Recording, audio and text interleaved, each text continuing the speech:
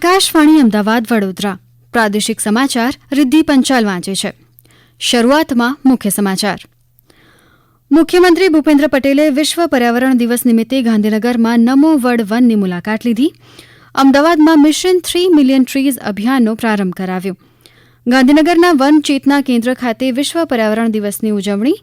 ગુજરાત પ્રદૂષણ નિયંત્રણ બોર્ડે તૈયાર કરેલ પ્લાસ્ટિકની બોટલનો નાશ કરતા મશીનનું ઉદ્ઘાટન કરાયું. અમદાવાદ સિવિલ હોસ્પિટલમાં 155માં અંગદાન થકી કુલ 4 અંગોનું દાન મળ્યું. આવતીકાલથી 3 દિવસ કેટલાક જિલ્લાઓમાં સામાન્ય વરસાદની આગાહી. કચ્છમાં મેલેરિયા ફેલાવાની શક્યતા ધરાવતા વિસ્તારોમાં 340 જેટલા નિદાન કેમ્પનું આયોજન. સમાચાર વિગતવાર. મુખ્યમંત્રી ભૂપેન્દ્ર પટેલે આજે વિશ્વ પર્યાવરણ દિવસ નિમિત્તે ગાંધીનગરમાં નમો વડ વનની નિરીક્ષણ મુલાકાત લઈ અહીં વૃક્ષારોપણ કર્યું હતું. મુખ્યમંત્રીશ્રીએ અહીં વાવવામાં આવેલા ફૂલછોડ રોપાઓ તથા અન્ય વ્યવસ્થાઓની માહિતી મેળવી હતી. ગાંધીનગરમાં 1 હેક્ટર વિસ્તારમાં નિર્માણ થયેલા નમો વડ વનમાં વિવિધ પ્રજાતિઓના નાના મોટા રોપા અને ફૂલછોડ વગેરે મળીને કુલ 6000 રોપાઓનો ઉછેર થઈ રહ્યો છે. આવા નમો વડ વનમાં ટપક સિંચાઈ પદ્ધતિ અને માટલા પદ્ધતિથી પાણીના મર્યાદિત ઉપયોગ સાથે છોડનો ઉછેર કરવામાં આવે છે. ઉપરાંત નમો વડ વન લોકો માટે પર્યાવરણ પ્રિય પ્રવાસન સ્થળ, પ્રવાસન આકર્ષણ કેન્દ્ર બની રહે તે માટે ચિલ્ડ્રન પ્લે એરિયા, યોગ પ્લેટફોર્મ, બેસવા માટે બેન્ચીસ સહિતની સુવિધાઓ વિકસાવવામાં આવી છે. તો આ તરફ ગાંધીનગરના વન ચેતના કેન્દ્ર ખાતે વન અને પર્યાવરણ વિભાગ તથા ગુજરાત પ્રદૂષણ નિયંત્રણ બોર્ડના સંયુક્ત ઉપક્રમે પર્યાવરણ જાગૃતિ સેમિનાર તથા વૃક્ષારોપણ કાર્યક્રમ યોજાયો હતો. મુખ્યમંત્રી ભૂપેન્દ્ર પટેલે વિશ્વ પર્યાવરણ દિવસ નિમિત્તે અમદાવાદ ખાતે વૃક્ષારોપણ કરી મિશન 3 મિલિયન ટ્રીઝ અભિયાનનો પ્રારંભ કરાવ્યો હતો. મુખ્યમંત્રીએ અમદાવાદ ખાતેથી એએમસીના વિવિધ પર્યાવરણલક્ષી પ્રકલ્પોનો આરંભ કરાવ્યો હતો. એએમટીએસ દ્વારા નવા શરૂ કરવામાં આવેલ મેટ્રો કનેક્ટિવિટી ફીડર રૂટ અને રિવરફ્રન્ટના નવા રૂટ પરની ઇલેક્ટ્રિક બસોનું પણ મુખ્યમંત્રીએ લીલી ઝંડી ફરકાવીને લોકાર્પણ કર્યું હતું. સાથોસાથ મુખ્યમંત્રી અમદાવાદ મહાનગરપાલિકા સંચાલિત મુખ્યમંત્રી ભૂપેન્દ્ર પટેલે વિશ્વ પર્યાવરણ દિવસ નિમિત્તે અમદાવાદ ખાતે વૃક્ષારોપણ કરી મિશન 3 મિલિયન ટ્રીઝ અભિયાનનો પ્રારંભ કરાવ્યો હતો. મુખ્યમંત્રીએ અમદાવાદ ખાતેથી એએમસીના વિવિધ પર્યાવરણલક્ષી પ્રકલ્પોનો આરંભ કરાવ્યો હતો. એએમટીએસ દ્વારા નવા શરૂ કરવામાં આવેલ મેટ્રો કનેક્ટિવિટી ફીડર રૂટ અને રિવરફ્રન્ટના નવા રૂટ પરની ઇલેક્ટ્રિક બસોનું પણ મુખ્યમંત્રીએ લીલી ઝંડી ફરકાવીને લોકાર્પણ કર્યું હતું. સાથોસાથ મુખ્યમંત્રીએ અમદાવાદ મહાનગરપાલિકા સંચાલિત રિડ્યુસ, રીયુઝ, રીસાયકલ 3R વાનનો પણ પ્રારંભ કરાવ્યો હતો. રાજ્યભરમાં આજે ઠેર ઠેર વિશ્વ પર્યાવરણ દિવસની અલગ અલગ રીતે ઉજવણી કરવામાં આવી રહી છે. જામનગર મહાનગરપાલિકાએ શહેરના વોર્ડ નંબર 2ના સોનલનગર વિસ્તારમાં 8 એકરની જગ્યામાં 32,800 વૃક્ષના વાવેતરનો આજથી પ્રારંભ કરાવ્યો છે. પંચમહાલમાં હાલોલ વન વિભાગે પર્યાવરણની જાગૃતિના સંદેશ સાથે હાલોલથી પાવાગઢ સુધી બાઇક રેલી યોજી હતી.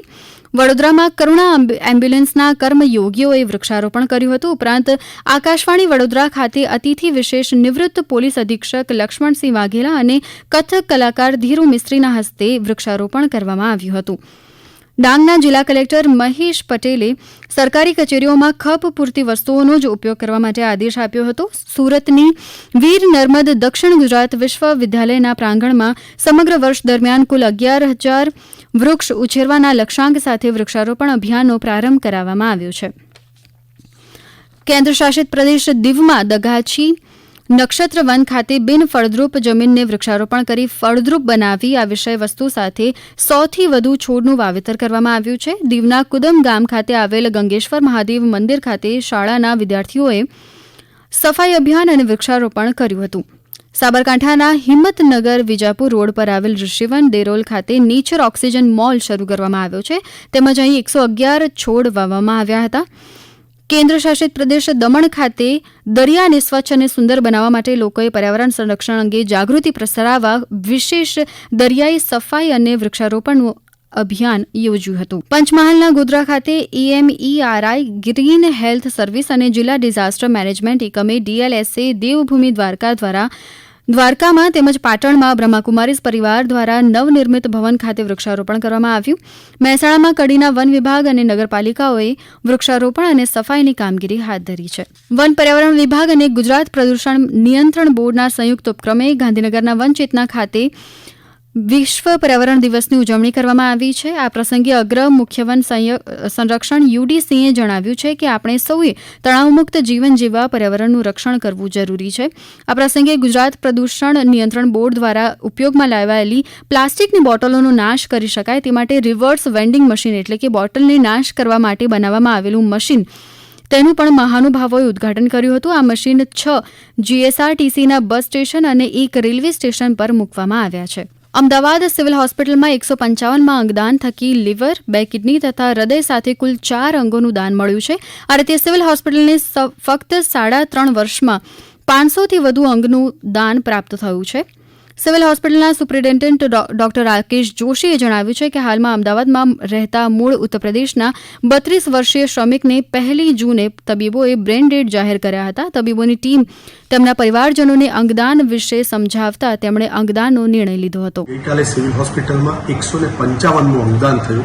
32 વર્ષીય પુરુષ ઉપેન્દ્રસિંહને હેડ ઇન્જરી થતા અમારી ટીમ દ્વારા એમને બ્રેન ડેડ જાહેર કરવામાં આવ્યા અને એમના નાના ભાઈ અને ફેમિલીના બીજા મેમ્બરોની સંમતિથી અંગદાનનો નિર્ણય લઈ સિવિલ હોસ્પિટલને 1 લીવર, 1 હૃદય અને 2 કિડની દાનમાં મળ્યા. એમને 4 વ્યક્તિઓને નવજીવન આપ્યું. અત્યાર સુધીના 155 અંગદાન થકી 501 અંગો સિવિલ હોસ્પિટલને દાનમાં મળ્યા અને જેને 485થી વધારે. આ સમાચાર આપ આકાશવાણી અમદાવાદ વડોદરા કેન્દ્ર પરથી સાંભળી રહ્યા છો. આ સમાચાર આપ અમારી YouTube channel AIR news Gujarat પર પણ સાંભળી શકશો.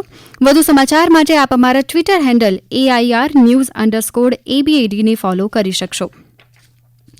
રાજ્યના હવામાન વિભાગના જણાવ્યા મુજબ આવતીકાલથી 3 દિવસ દાહોદ, નર્મદા, છોટાઉદેપુર, ડાંગ, તાપી, નવસારી, વલસાડ અને દમણ, દાદરાનગર હવેલીમાં છૂટાછવાયા સ્થળોએ સામાન્ય વરસાદની આગાહી કરવામાં આવી છે. આગાહી વચ્ચે આજે વલસાડ અને નવસારીમાં વહેલી સવારે વરસાદ વરસ્યો હતો, જેને પગલે રોડ રસ્તાઓ પર પાણી ફરી વળ્યા હતા અને વાતાવરણમાં ભેજનું પ્રમાણ વધતા લોકો ત્રસ્ત થયા હતા. રાજ્યભરમાં મહત્તમ તાપમાનમાં ઘટાડો નોંધાયો હતો. રાજ્યમાં છેલ્લા 24 કલાકમાં સૌથી વધુ 42 ડિગ્રી મહત્તમ તાપમાન અમદાવાદ, ગાંધીનગર અને સુરેન્દ્રનગરમાં નોંધાયું હતું, જ્યારે રાજ્યનું સૌથી ઓછું 33 ડિગ્રી સેલ્સિયસ તાપમાન દ્વારકા જિલ્લામાં નોંધાયું હતું. સમગ્ર કચ્છ જિલ્લામાં આ જૂન મહિના દરમિયાન મેલેરિયા ફેલાવવાની શક્યતાવાળા કચ્છના 274 ગામ તથા 7 શહેરી વિસ્તારોમાં 340 જેટલા નિદાન કેમ્પનું આયોજન કરવામાં આવશે.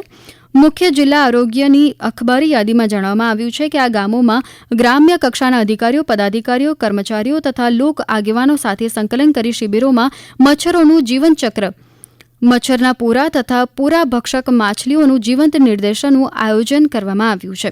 અત્રે ઉલ્લેખનીય છે કે રાષ્ટ્રીય વાહકજન્ય રોગ નિયંત્રણ કાર્યક્રમ અંતર્ગત જૂનને મેલેરિયા માસ ઉજવવા નિયત પ્રવૃત્તિઓનો સમાવેશ કરવામાં આવ્યો છે.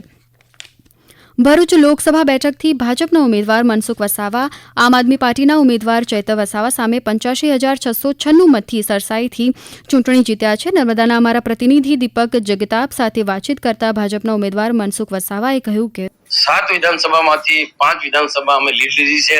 એક ડેડિયાપાડા અને ઝઘડિયા વિધાનસભામાં અમને ત્યાં થોડું નુકસાન થયું છે. આમ તો 6 ટર્મ દરમિયાન ઘણા વિકાસના કામો કર્યા છે. જંગલની જમીન આદિવાસીને મળે એના માટે પણ પૂરા પ્રયત્નો કર્યા છે.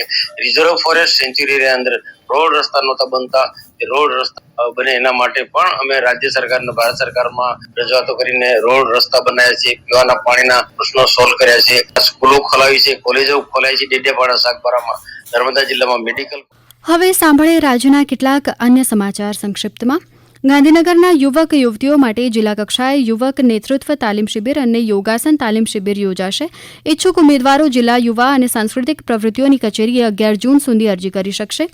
જામનગરમાં એક સામાજિક સંસ્થા દ્વારા ડાયાબિટીસથી પીડાતા બાળકો માટે યોજાયેલ મેગા કેમ્પમાં 126 બાળકોએ ભાગ લીધો હતો. નિષ્ણાંતોએ વાલીઓને ડાયાબિટીસ અંગે માર્ગદર્શન આપ્યું હતું. પ્રથમ જ્યોતિર્લિંગ સોમનાથ મંદિર ખાતે વૈશાખ માસની માસિક શિવરાત્રીની ભવ્ય ઉજવણી કરવામાં આવી. જૂનાગઢ પોલીસ બેન્ડ દ્વારા સોમનાથ મહાદેવ સમક્ષ આરતી ધૂન પ્રસ્તુત કરવામાં આવી. વડોદરા જિલ્લા પંચાયત હસ્તકની પ્રાથમિક શાળાના નિવૃત્ત થતા 36 શિક્ષકોને જિલ્લા વિકાસ અધિકારીના હસ્તે સન્માનિત કરાયા. આ તમામ શિક્ષકોને મળવાપાત્ર તમામ લાભ નિવૃત્તિ સમયે આપવા વડોદરા જિલ્લા પંચાયતની નવતર પહેલ. અંતમાં મુખ્ય સમાચાર ફરી એકવાર. મુખ્યમંત્રી ભૂપેન્દ્ર પટેલે વિશ્વ પર્યાવરણ દિવસ નિમિત્તે ગાંધીનગરમાં નમો વર્ડ વનની મુલાકાત લીધી. અમદાવાદમાં મિશન 3 મિલિયન ટ્રીઝ અભિયાનનો પ્રારંભ કરાવ્યો.